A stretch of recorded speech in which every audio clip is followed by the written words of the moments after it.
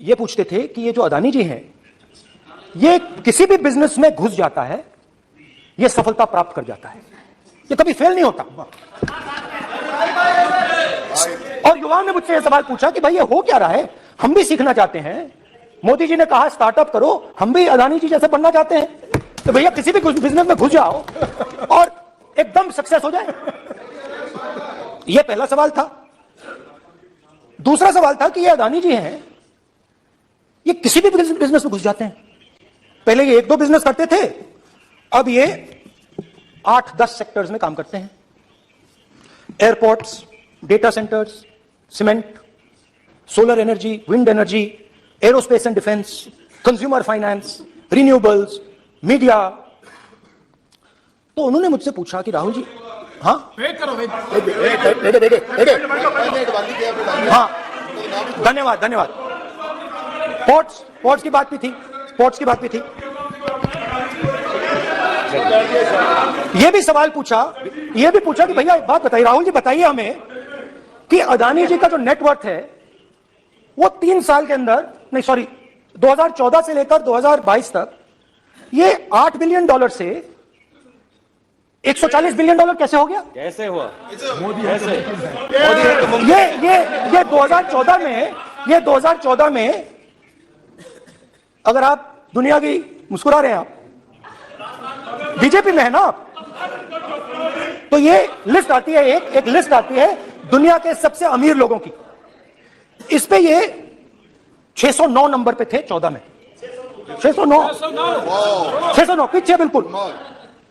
पता नहीं जादू हुआ, दूसरे नंबर पे पहुंच गए। मोदी है तो मुमकिन है। तो मुझसे पूछा यार, बहुत सारे लोगों ने पूछा कि भैया राहुल जी बताइए, हिमाचल में सेब की बात होती है अदानी जी, कश्मीर में सेब की बात होती है अदानी जी, पोर्ट्स की बात होती है अदानी जी, एयरपोर्ट की बात होती है अदानी जी, इंफ्रास्ट्रक्चर, अच्छा हम सड़क पे चल रहे हैं, मैं पूछूं किसने बनाई? अदानी जी। तो लोगों ने यह भी पूछा कि राहुल जी ये जो अदानी जी जो हैं, इनकी सफलता कैसे हुई, ये इतने बिजनेसेस में कैसे घुस गए, इतनी सफलता कैसे प्राप्त हुई, और सबसे जरूरी सवाल, इनका हिंदुस्तान के प्रधानमंत्री के साथ क्या रिश्ता है, कैसा रिश्ता है? देश जानना चाहता है, तो देश जानना चाहता है। ये देखिए रिश्ता,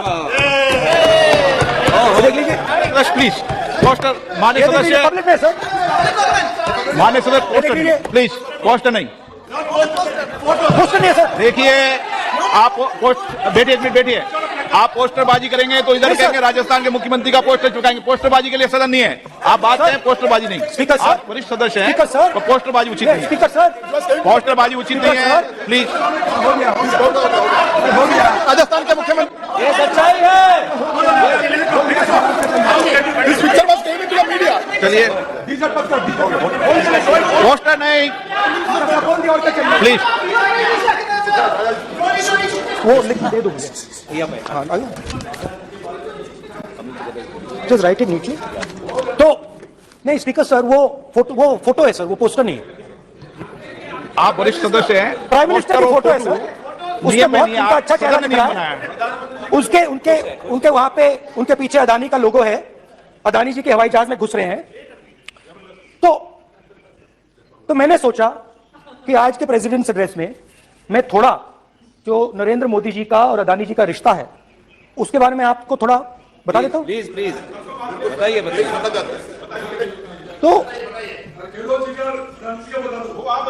वो आप बता दें।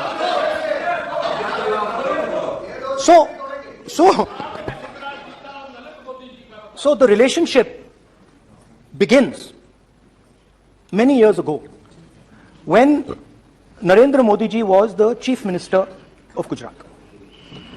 And when most of India's business was asking questions of the Prime Minister, was against the Prime Minister, one man stood shoulder to shoulder with the Prime Minister. He didn't back down.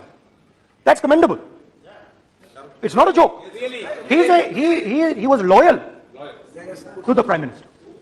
And what did he do? He helped Mr. Modi construct the idea of resurgent Gujarat. Right? The idea that you bring these businessmen together, and you call it resurgent Gujarat, vibrant Gujarat, they're both, and he was the backbone in setting up that group of people. Okay? And the result of that was tremendous growth of his businesses in Gujarat, expansion of his businesses. I think then the real magic starts. जब प्रधानमंत्री जी दिल्ली आते हैं और 2014 में असली जादू शुरू होता है. मैंने कहा कि 2014 में वो 609 नंबर पे थे, कुछ ही सालों में वो दूसरे नंबर पे पहुंच गए. कैसे पहुंचे? मैं आपको, बहुत सारी इंडस्ट्रीज में काम करते हैं, मैं आपको 2-3 इंडस्ट्रीज का उदाहरण दे देता हूं. एयरपोर्ट इंडस्ट्री की बात, एयरपोर्ट्स की बात करते हैं.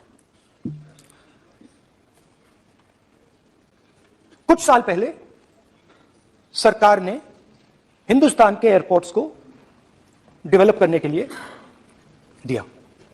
नियम था, there was a rule that anybody who does not have prior experience in airports cannot be involved in development of these airports.